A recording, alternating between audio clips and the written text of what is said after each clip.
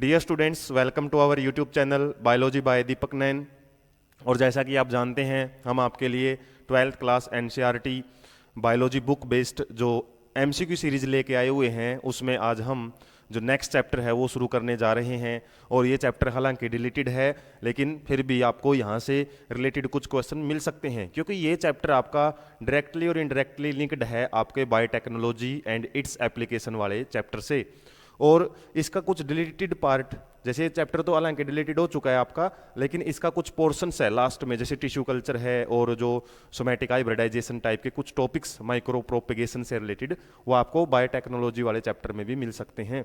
और ऑलरेडी दिए भी हुए हैं स्टार्टिंग में कुछ टॉपिक्स, तो आप इस चैप्टर से रिलेटेड कुछ बेसिक्स आपको एमसीक्यू के जरिए बताया जाएगा, और कुछ हम टिप्स और ट्रिक्स या फिर कुछ इंपॉर्टेंट पॉइंट रहेंगे ना जो डिस्कशन के, वो भी इस चैप्टर में डिस्कस करने जा रहे हैं। इस चैप्टर का आपको आइडिया बता दिया जाए तो इस एग्रीकल्चर प्लस है, ये दो टॉपिक वो डिस्कस करते हैं। और एग्रीकल्चर वाले बच्चों के लिए भी ये चैप्टर बिल्कुल इंपॉर्टेंट हो जाता है, क्योंकि इसमें एनसीईआरटी से रिलेटेड है ना, कुछ ऐसी एग्जांपल्स हैं, कुछ ऐसी टर्म्स हैं और कुछ ऐसी टेक्निक्स हैं जो आपके आईसीएआर या फिर जेट के एग्जाम में भी काफ़ी हेल्पफुल हो सकती हैं। तो इसलिए ये एग्रीकल्चर से रिलेटेड, जैसे आईसीएआर जो एग्जाम कंडक्ट करवाती है, और एनिमल हस्बेंड्री से रिलेटेड काफ़ी इंस्टीट्यूट हैं अपने इंडिया में जो कि इस चैप्टर से रिलेटेड आपको एनसीईआरटी बेस्ड क्वेश्चन मिल सकते हैं। तो चैप्टर का नाम है strategies for enhancement in food production, और इसी से मिलता जुलता चैप्टर हम 9th क्लास में पढ़ते हैं, एनहेंसमेंट इन फूड प्रोडक्शन या इंप्रूवमेंट इन फूड रिसोर्सेज, कुछ इस टाइप से चैप्टर है, उसी का एक अपडेटेड वर्जन चैप्टर है ये। थोड़ा सा एक ओवरव्यू देख लेते हैं चैप्टर में। मैंने बता दिया वैसे तो किस चीज़ से रिलेटेड है, ये एग्रीकल्चर से रिलेटेड है और साथ में एनिमल हस्बेंड्री से रिलेटेड है। एनिमल हस्बेंड्री जो कि ओवरव्यू क्या रहेंगे टॉपिक्स के, एग्रीकल्चर से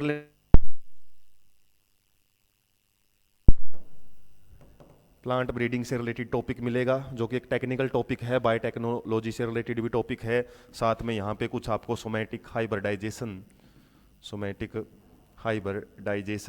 किस तरीके से की जाती है, टिश्यू कल्चर, तो कुछ आपको ये टर्मिनोलॉजी समझ में आनी चाहिए, कम से कम इनकी डेफिनेशन तो आपको पता होनी चाहिए।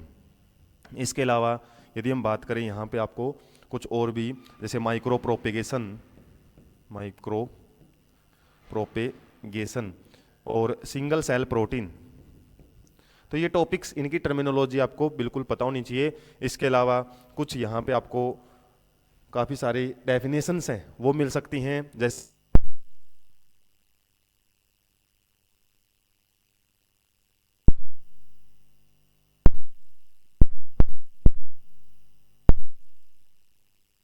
हम क्वेश्चन जब डिस्कस करेंगे। इसके अलावा इंटर स्पेसिफिक हाइब्रिडाइजेशन और कुछ टेक्निक है, जैसे MOET multiple ovule embryo transfer technique और आर्टिफिशियल इंसेमिनेशन वाली टेक्निक्स। मतलब ये कुछ टर्म्स आपको बता रहा हूँ, इनकी आपको बेसिक्स कम से कम डेफिनेशन जरूर पता होनी चाहिए। एनिमल हस्बेंड्री में हम किसके बारे में पढ़ते हैं, पोल्ट्री फार्मिंग से रिलेटेड।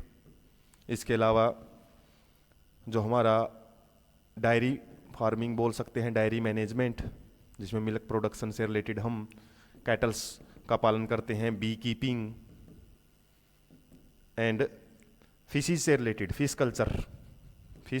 कल्चर या फिर फिश कैप्चर, अलग अलग दोनों चीज़ें हैं। फिश कैप्चर में मछलियों को पकड़ा जाता है किसी भी सोर्स से, फिश कल्चर में मछलियों को पाला जाता है, फिर उसके बाद उसके हम मार्केटिंग वगैरह वो करते हैं। तो ये कुछ इंपॉर्टेंट टॉपिक्स हैं, और इनमें जो आपको सबसे मेन इंपॉर्टेंट ध्यान रखना है, क्या कुछ हमारी यहाँ पे डिजीज से रिलेटेड आएगी। प्लांट्स के अंदर डिजीज हैं कि बैक्टीरियल डिजीज कौन कौन सी हैं, उनके एग्जाम्पल। इसके अलावा फंगल डिजीज कौन सी हैं, कुछ हम क्वेश्चन करेंगे भी इनसे रिलेटेड। वायरल डिजीज कौन कौन सी हैं, तो आपको पता होना चाहिए। जो एनसीईआरटी में एग्जाम्पल है ना, केवल उन्हीं को आपने थोड़ा सा माइंड में रखना है। इसके अलावा कुछ प्लांट ब्रीड हमने ऐसे तैयार किए हुए हैं जो कि रेजिस्टेंस शो करते हैं किसके प्रति, पेस्ट के प्रति, और कुछ ऐसी स्पेशल ब्रीड के एग्जाम्पल हैं अपनी बुक में, टेबल्स वगैरह बनाई हुई हैं, और टेबल्स को आपने अच्छे से पढ़ना है। पेस्ट रेजिस्टेंस वैरायटी कौन कौन सी हैं, कुछ आपकी हो सकता है बैक्टीरियल रिलेटेड, कुछ एक या दो टेबल हैं, और साथ में कुछ हमारे स्पीसीज के नाम हैं, हाइब्रिड जो नस्ल हमने तैयार की है ना फसलों के अंदर या क्रॉप्स के अंदर, उनके जरूर आपको, क्योंकि इसमें से डायरेक्ट क्वेश्चन बनेंगे। हम क्वेश्चन देखेंगे अब, फर्स्ट पार्ट है ये आपका, और इस फर्स्ट पार्ट में हम 1 to 15 क्वेश्चन भी डिस्कस करेंगे, वहाँ से भी आपको आइडिया लग जाएगा। इसके अलावा फर्दर क्वेश्चन जितने भी रहेंगे वो डायरेक्ट ही मिलेंगे, उनमें कॉन्सेप्ट है ना बड़ा रेयर मिलता है, कॉन्सेप्ट मिलता है थोड़ा सा इनके अंदर, जो कुछ टर्म्स हैं साइंटिफिक टर्म्स हैं इनमें आपको थोड़ा बहुत कॉन्सेप्ट मिलेगा। बाकी आपका ये मानो कि ये चैप्टर लगभग डायरेक्ट क्वेश्चन से रिलेटेड भरा पड़ा है। और मैंने इससे पहले वाले चैप्टर में भी आपको बोल दिया था, जब हम एक प्रकार के हम बोल सकते हैं पैथोजन से रिलेटेड वाला चैप्टर था, ह्यूमन हेल्थ एंड डिजीज, और ये जो अभी पढ़ रहे हैं हम इसमें भी काफ़ी सारे डायरेक्ट क्वेश्चन है। और एक माइक्रोब्स वाला, ये यूनिट ही पूरी की पूरी, इस यूनिट में 3 चैप्टर है ना, ये डायरेक्ट क्वेश्चन से रिलेटेड भरी पड़ी है। तो हम आज का फर्स्ट क्वेश्चन है वो शुरू कर लेते हैं। The important by product, by product का मतलब जो एक्स्ट्रा बनता है, जो हमको वैसे जरूरत नहीं थी, लेकिन बाय प्रोडक्ट मतलब एक्स्ट्रा। रिएक्शन में कोई भी बाय प्रोडक्ट का जिक्र आ जाए तो मतलब मेन प्रोडक्ट के अलावा जो एक्स्ट्रा प्रोडक्ट बनता है। एपीकल्चर क्या है, यहाँ पे बी कीपिंग से रिलेटेड है, मधुमक्खी पालन को बोला जाता है एपीकल्चर साइंटिफिक लैंग्वेज में। तो इसमें एक्स्ट्रा प्रोडक्ट क्या बनता है, आपने पढ़ा भी होगा, बी वैक्स, काफ़ी सारे जो ब्यूटी जो अलग टाइप के आइटम्स वगैरह होते हैं उनके अंदर भी बी वैक्स मेडिसिन्स में भी यूज करते हैं। इसके अलावा मेन प्रोडक्ट यदि आपसे पूछे, हालांकि इस बेस का भी क्वेश्चन आपको मिलेगा, वो रहता है हनी। शहद के लिए पालते हैं ना मधुमक्खियों को, लेकिन बाय प्रोडक्ट क्या रहता है, वैक्स। इजी सा क्वेश्चन है वैसे। उसके बाद next, in which type of the hybridisation, hybridisation means 2 different type के जो हम बोल सकते हैं स्पीसीज या फिर जो एक प्रकार के ब्रीड, उनके बीच में जब हम हाइब्रिड करके मिक्सिंग करके एक नया जो प्लांट वैरायटी है वो तैयार करते हैं को हम हाइब्रिडाइजेशन बोलते हैं। द प्रोपोर्शन ऑफ होमोजाइगसिटी, अब होमोजाइगसिटी आपको पता होना चाहिए, जैसे हम मेंडल के जो मोनोहाइब्रिड क्रॉस पढ़ते हैं ना, मेंडल मोनोहाइब्रिड क्रॉस, तो उसमें होमोजाइगस और हेट्रोजाइगस चीज़ें हम डिस्कस करते हैं। और वहाँ पे जो मोनोहाइब्रिड क्रॉस का जब हम F2 जनरेशन डिस्कस करते हैं, F1 जनरेशन की सेल्फिंग करवाने से, तो वहाँ पे हमको क्या क्या करेक्टर दिखाई देते हैं, इस टाइप से 4 टाइप के प्लांट्स हैं वो मिलते हैं। और होमोजाइगसिटी में नो करेक्टर एक जैसे होते हैं, एलील एक जैसे होते हैं, जाइगस कंडीशन है, जबकि ये क्या है, हेट्रोजाइगस कंडीशन होती है। रेशियो हमारा क्या आता है, 1:2:1। अब यदि हम बात करें अपनी डेली लाइफ से, प्रैक्टिकल लाइफ से रिलेटेड, जो ये होमोजाइगसिटी होती है ना, एक जैसे कैरेक्टर्स का मिलना, ये थोड़ा सा एक प्रकार का नेगेटिव पॉइंट होता है स्पीसीज के लिए, क्योंकि ज़्यादातर हमारी बॉडी के अंदर जितने भी डिजीज कोजिंग एलिल्स होते हैं ना, डिजीज कोजिंग एलिल्स, वो रिसेसिव ट्रेट में पाए जाते हैं, रिसेसिव नेचर होता है उनका। और जब होमोजाइगस कंडीशन में मिलेंगे, तो जैसे हमने पढ़ा भी था जो प्रिंसिपल वाला जो चैप्टर है, प्रिंसिपल ऑफ इनहेरिटेंस में कुछ डिजीज थी, और डिजीज आपको ज़्यादातर किस फॉर्म में मिलती हैं, रिसेसिव फॉर्म में। डोमिनेंट फॉर्म में बड़ी रेयर ही मिलती हैं, नॉर्मल जीन होता है ना वो डोमिनेंट होता है, और रिसेसिव फॉर्म में एक बार ये आ गया ना, तो वो होमोजाइगसिटी जब भी उसकी मिलेगी तो डिजीज कोज है वो करेगा ही करेगा। तो इस होमोजाइगसिटी से बचने के लिए प्लांट या एनिमल क्या कोशिश करते हैं कि वो ज़्यादा से ज़्यादा हेट्रोजाइगस कंडीशन उसके अंदर मिले, हेट्रोजाइगस मिले। और ये होमोजाइगसिटी से बचने के लिए ही हमने चैप्टर जो फर्स्ट है नई सिलेबस के बेस पे, वरना चैप्टर सेकंड था, आउट ब्रीडिंग डिवाइसेज पढ़ी थी एक, आउट ब्रीडिंग डिवाइसेज। यदि आपको याद हो कि हमारे जो प्लांट्स हैं ना वो कुछ ऐसी टेक्निक यूज करते हैं ताकि सेम पोलन ग्रेन है ना वो सेम फ्लावर के ऊपर ना जा पाए, सेल्फ पोलिनेशन से बचे। तो वो भी किसके लिए ही था, ताकि होमोजाइगसिटी, वहाँ भी हमने पढ़ा था, इससे बचने के लिए। तो होमोजाइगसिटी पूछा है कि किस टाइप की हाइब्रिडाइजेशन में ज़्यादा से ज़्यादा मिल सकती है, और यदि क्वेश्चन आ जाता कि होमोजाइगसिटी से बचने के लिए कौन सा क्रॉस यहाँ पे हेल्पफुल होगा, उसका आंसर अलग हो जाता। तो यहाँ पे इनब्रीडिंग, आउट ब्रीडिंग मैंने अभी वर्ड यूज भी किए थे। इनब्रीडिंग क्या होता है, एक प्रकार की क्रॉसिंग होती है ये। इनब्रीडिंग में जो हमारे मेंबर होते हैं ना, जिनके बीच में क्रॉस करवाया जाता है नया हाइब्रिड बनाने के लिए, वो बिल्कुल क्लोजली रिलेटेड होते हैं, क्लोजली रिलेटेड। ये मानो आप एक प्रकार का ऑटोगैमी की कंडीशन है, ये कंडीशन है एक प्रकार की इनब्रीडिंग। और दूसरा है आउट ब्रीडिंग। अब आउट ब्रीडिंग, हालांकि ये हम एनिमल से रिलेटेड डिस्कशन कर रहे हैं यहाँ पे, तो आउटब्रीडिंग को हम कंपैरिजन किसके साथ कर सकते हैं, गिटिनोगैमी के साथ। वहां पे भी जेनेटिकली सिमिलरिटी है लेकिन थोड़ा सा फंक्शनली डिफरेंट होती है कंडीशन। आउटब्रीडिंग में यदि हम टेक्निकल डेफिनेशन की बात करें तो लगभग ऐसे दो हमने पेरेंट्स लेने हैं जो लगभग 4 से 6 जनरेशन तक उनके कॉमन एंसेस्टर नहीं मिलने चाहिए। और यहाँ पे क्या है, कॉमन एंसेस्टर है वो मिल सकते हैं, मतलब एक ही फैमिली के मेंबर्स के बीच में क्रॉसिंग, जेनेटिकली सिमिलर। ये थोड़े से जेनेटिकली हैं सिमिलर लेकिन कुछ जनरेशन तक उनके कॉमन एंसेस्टर नहीं होने चाहिए, ये थोड़ा आउट ब्रीडिंग है। और ब्रीड इनमें सेम रखी जाती है, दोनों में नस्ल एक ही है। उसके बाद नस्ल से बड़ी होती है स्पीसीज, और जब दो स्पीसीज के बीच में हाइब्रिडाइजेशन करवाई जाती है उसको बोलते हैं इंट्रा स्पेसिफिक हाइब्रिडाइजेशन। ब्रीड अलग अलग हैं, इसमें तो हमने पढ़ा है दो एक ही टाइप की ब्रीड हैं। और ब्रीड मतलब एक प्रकार की रेसीज, जैसे हम ह्यूमंस होते हैं, ह्यूमंस के अलग अलग रेसीज हैं। और वैसे तो ह्यूमन स्पीसीज तो एक ही है लेकिन रेसीज हैं, मंगोलियन अलग है, आर्यन अलग हैं, ठीक है। इसी तरीके से हम फॉरेन में जाएंगे तो वहाँ पे एक अलग आपको रेस मिल सकती है। इस तरीके से ब्रीड है वो क्या प्रकार की, एक प्रकार की रेस मान लो आप। और एक ही रेसीज के बीच में, जैसे ह्यूमंस इंडियंस हैं, इंडियंस क्या एक प्रकार की एक रेस, आर्यंस वगैरह हैं, तो वो क्या है एक प्रकार की रेस, उनके बीच में हाइब्रिडाइजेशन है तो इन ब्रीडिंग, मतलब एक प्रकार के हम बोल सकते हैं उनके बीच में वैसे एंसेस्टर सेम नहीं होते तो आउट ब्रीडिंग का हम ज़्यादातर जिक्र करते हैं। इसके अलावा एक होता है आउट क्रॉसिंग। आउट क्रॉसिंग में ब्रीड ही अलग हो जाती है, डिफरेंट ब्रीड के मेंबर्स हैं वो क्रॉस करते हैं। और उसके बाद यदि हम बात करें किसकी, इंट्रा स्पेसिफिक हाइब्रिडाइजेशन की, इसमें क्या होता है,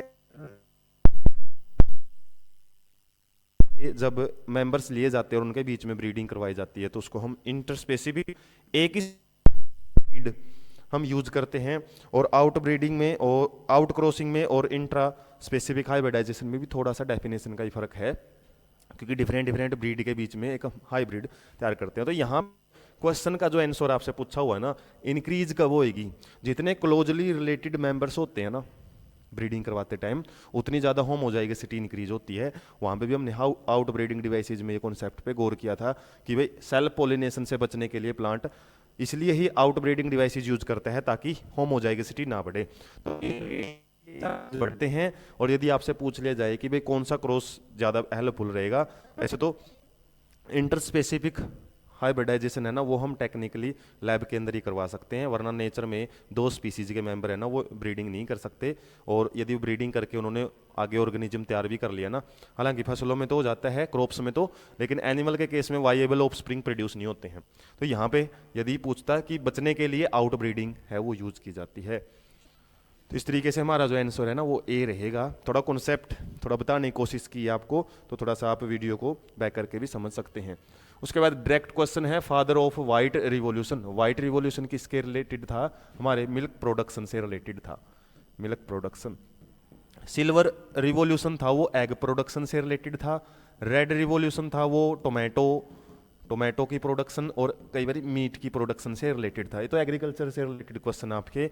के अलावा यदि हम बात करें ग्रीन रिवॉल्यूशन हमारी जो भी क्रॉप्स हैं, खासकर ग्रेन्स वाली क्रॉप्स हैं, ग्रेन क्रॉप्स या सीरियल्स के प्रोडक्शन से रिलेटेड था ग्रीन रिवॉल्यूशन। तो ये नाम से भी रिलेटेड आपको याद रखने पड़ेंगे। तो व्हाइट रिवॉल्यूशन का फादर मतलब जनक पूछा आपसे। एंथम एंड हुकर हम पढ़ते हैं किसके अंदर, जो हमारा एडवांस क्लासिफिकेशन सिस्टम है, खासकर एंजियोस्पर्म्स के जो डाइकोट और मोनोकोटिलिडन्स हम पढ़ते हैं ना, वो इसने दिया था। हुक्स, बेंथम एंड हुकर था यहाँ पे, तो हुकर, लेकिन हुक्स हो सकते हैं बहुत सारे, एक सरनेम दिया हुआ है यहाँ पे हालांकि, तो मेनली तो कुरैन है। इसके अलावा आप इनके जनक वगैरह वैसे तो फादर बहुत सारे हो जाते हैं बुक में, यदि कोई रिलेटेड क्वेश्चन मिल जाए, क्योंकि इसका कोई एक लिमिटेड सर्कल नहीं है कि इसी को से रिलेटेड आपके क्वेश्चन पूछे जा सकते हैं। नई नई ब्रीड बनती रहती हैं हमारे इंडिया में भी और वर्ल्ड के अंदर भी, और नई नई चीज़ें आती रहती हैं ना, थोड़ा सा आपको एक हम बोल सकते हैं करंट अफेयर से रिलेटेड भी क्वेश्चन बन सकते हैं। यहाँ पे फिक्स क्वेश्चन की बात नहीं बोल सकते कि एनसीईआरटी से रिलेटेड ही मिलेंगे, एक दो क्वेश्चन हो सकता है आपको कुछ इस टाइप का भी मिल जाए। उसके बाद main objective of improved breed, यदि हमने ब्रीड में इंप्रूवमेंट लेके आनी है, हाइब्रिडाइजेशन करवाना, तो उसका मेन मकसद क्या होता है, क्वालिटी को एनहेंस करना, increase the amount of vitamins के अमाउंट बढ़ाना, to increase the amount of oil की जो अमाउंट है उसको बढ़ाना। तो अलग अलग मकसद होते हैं। इसने ये तो नहीं बोला कि एनिमल्स की बात कर रहे हैं हम, प्लांट्स की या स्पेशल किसी एक पार्टिकुलर स्पीसीज का, तो सारे ही हमारे क्या हैं, एक प्रकार के एम होते हैं, ऑब्जेक्टिव होते हैं, मकसद होते हैं ब्रीडिंग करवाने के। What is mainly obtained from mushroom. Mushroom हम खाते हैं सर्दियों के टाइम में, और ज़्यादातर वैसे तो कोल्ड स्टोरेज की वजह से ये हर सीजन में ही अवेलेबल होते हैं, लेकिन हैं आपसे पूछा हुआ है प्रोटीन्स। मशरूम क्या है, एक प्रकार के फंजाई होते हैं, बेसिडियो माइस्टीज क्लास है जो फंजाई की, उसका मेंबर होता है मशरूम, और के लिए खाए जाते हैं। और सारे एडिबल नहीं होते हैं, ये भी याद रखना। एडिबल कुछ ही फॉर्म होती हैं, मैक्सिमम फॉर्म तो टॉक्सिक होती हैं। ये नहीं कहीं पे भी मशरूम लगा हुआ और तोड़ के लेके आ गए और खा लिया आपने, टॉक्सिक नेचर भी होती है, फूड पॉइजनिंग कोज कर सकती है ये। Next, name the fresh water fish. अब फिशेज के भी एग्जाम्पल जरूर आपने याद रख लेने हैं। मैराइन फिश कौन कौन सी हैं, इसके अलावा हमारे फ्रेश वाटर फिश कौन कौन सी हैं। Fresh water fish particular example याद रखने हैं। कुछ होते हैं हमारे ब्रैकिस वाटर फिश।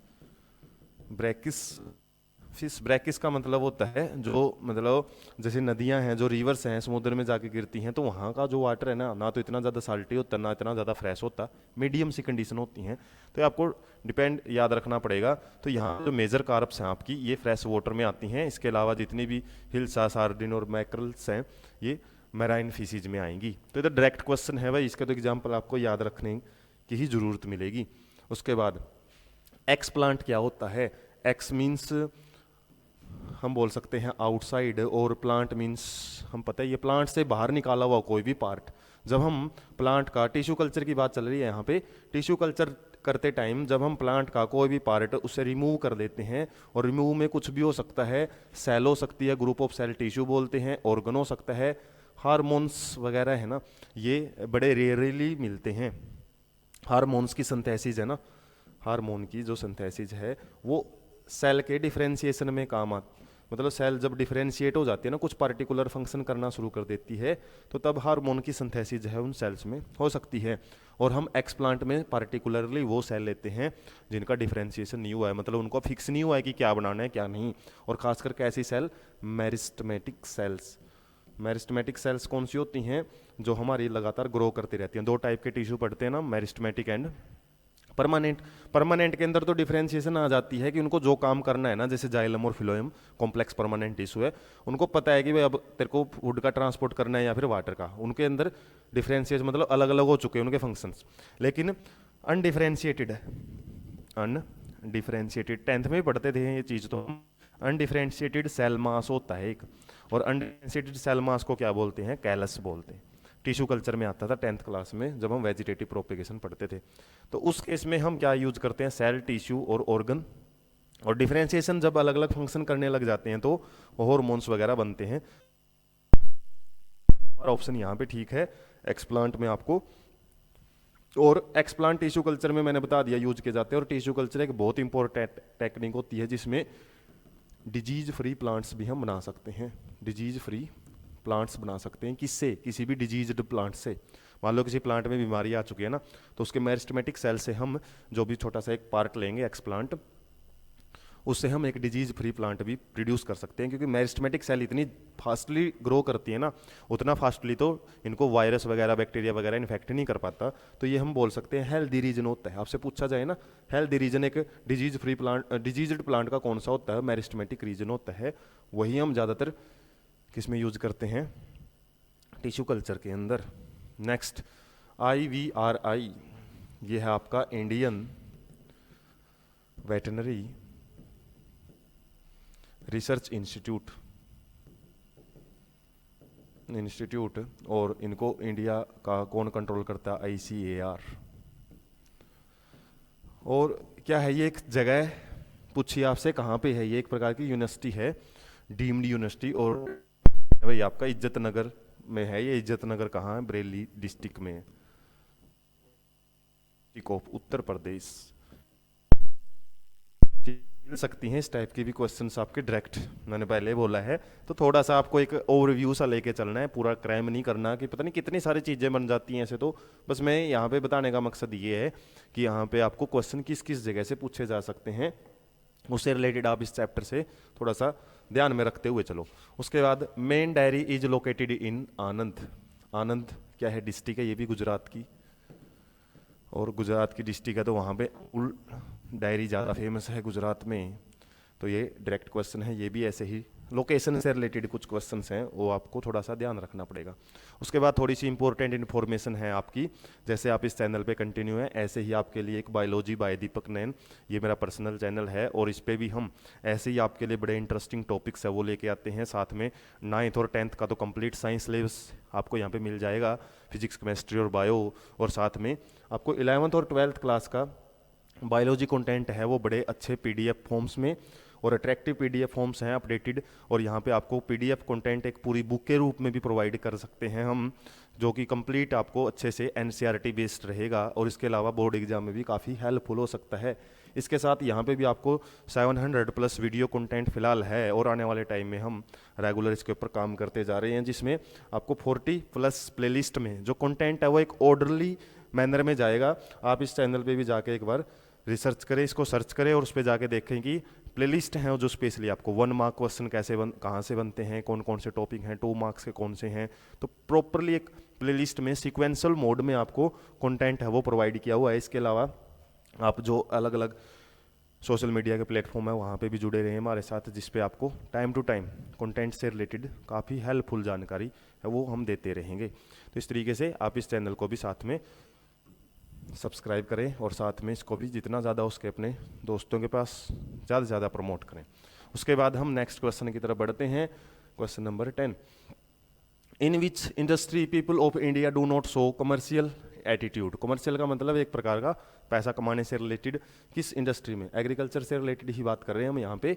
तो पोल्ट्री में भी अच्छा खासा हम देखते हैं कि बड़े पैमाने पे पोल्ट्री फार्मिंग होती है, बी कीपिंग इतनी नहीं होती है, हम बहुत सकते हैं। अब बाकी इनमें आप देख लो सबसे ज़्यादातर कॉमन चीज़ें क्या है, डायरी इंडस्ट्री है, इस पे तो हमारा टोटली मतलब इंडिया है काफ़ी सारा जो लोग हैं इस पे डिपेंडेंट हैं, और कमर्शियली काफ़ी लेवल पे डायरीज मिल जाएंगी आपको।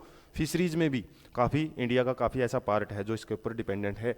बी कीपिंग को हम बड़ा ही रेयरली देखते हैं, बहुत कम लेवल पे, मतलब इतना कमर्शियल एटीट्यूड आपका बी कीपिंग पे नहीं मिलता, मधुमक्खी पालन पे नहीं है। उसके बाद which one of the following is undifferentiated cell, वही आ गया अनडिफरेंशिएटेड सेल, मतलब एक प्रकार का कैलस से रिलेटेड आपसे पूछा हुआ है, और जिसका फंक्शन डिफरेंशिएटेड में मैंने वर्ड यूज किया था जिस टाइम, डिफरेंशिएटेड का मतलब उसका काम फिक्स है भाई, और काम जैसे स्पर्म सेल है ये फिक्स है, मेल गैमेट बन चुका है यहाँ पे, अब इसका फीमेल गैमेट थोड़े बन सकता है, तो ये फिक्स हो चुका है, परमानेंट है। ये एग सेल ये भी फिक्स हो चुका है। पोलन सेल है, उनको भी पता है भाई आगे जाके तुम लोगों को पोलन ग्रेन्स है वो बनाने हैं, या फिर उसके अंदर जर्म सेल्स है, पार्टिकुलर फंक्शन है। स्टेम सेल्स ये कुछ, और उस स्टेम सेल टेक्नोलॉजी एक बड़ी इंपॉर्टेंट टेक्नोलॉजी है, स्टेम सेल टेक्नोलॉजी, और ये तो आपके सीबीएसई में जो बच्चे हैं 12th क्लास में उनके आपका एसेसरी या फिर हम बोल सकते हैं सप्लीमेंट्री सिलेबस है ना, वहाँ पे भी डाला हुआ है, इससे रिलेटेड आपको बोर्ड में भी पढ़ने को मिल सकता है। स्टेम सेल कल्चर, या फिर जैसे हम किसी भी हमारे इंसानों में भी होती है तो टेक्निक कि किसी भी टाइप की जो सेल है, कुछ ऐसी सेल्स होती हैं जिनका फंक्शन अभी डिसाइड नहीं है, और जैसे एम्ब्रियो बनता है जब इनर सेल मास से कुछ सेल ले जाती हैं, और उनसे हम किसी भी टाइप का ऑर्गन है वो बना सकते हैं, और वो ऑर्गन है फिर वो किसी पेशेंट के शरीर में जाके यूज किया जा सकता है। क्या है, अनडिफरेंशिएटेड होती है, इनका फंक्शन डिसाइड नहीं होता, और यही हमारा यहाँ पे आंसर है वो ठीक रहेगा। उसके बाद है next question, which growth promoters are added in liquid medium for suspension culture. Suspension culture का मतलब एक प्रकार का लैब के अंदर हम जब टिश्यू कल्चर करते हैं उसी के अंदर यूज किया जाता है। सस्पेंशन में हम क्या करते हैं, किसी भी मीडियम के अंदर है ना, जो भी हमको टिश्यू को ग्रो करवाना उनको सस्पेंड किया जाता है, मतलब फ्लोटिंग कंडीशन दे दी जाती है, और उसके अंदर जो मीडियम है ना, यही पूछा है, जो मीडियम लिक्विड मीडियम हम यूज करेंगे उसमें कौन कौन से ग्रोथ प्रोमोटर्स है वो यूज किए जाते हैं। एक प्रकार की लैब के अंदर यूज की जाने वाली टेक्निक है ये, यही ध्यान रखना। और ज़्यादातर जितने भी हार्मोन्स हैं जब हम पढ़ते हैं, ऑक्जिन, साइटोकाइनिन, ऑक्जिन, जिबरलिन, ये हमारे नेचुरल हार्मोन्स हैं, नेचुरल प्लांट्स खुद प्रिपेयर करता है इनको। और 2,4-D एक प्रकार का सिंथेटिक ऑक्जिन है, सिंथेटिक ऑक्जिन। और ये आप प्लांट ग्रोथ एंड डेवलपमेंट का जो चैप्टर है 11th क्लास में, वहाँ पे भी थोड़ा सा आइडिया ले चुके हो। 2,4-D एक ऑक्जिन का ही फंक्शन है, वो प्रमोट एक प्रकार से काम करता है, और हमारे लैब के अंदर भी इसी केमिकल को यूज किया जाता है ग्रोथ के लिए। और ग्रोथ प्रमोट इनका भी याद रखना आपने, दो टाइप के ग्रोथ प्रोमोटर्स ये बोल सकते हो आप। Growth regulator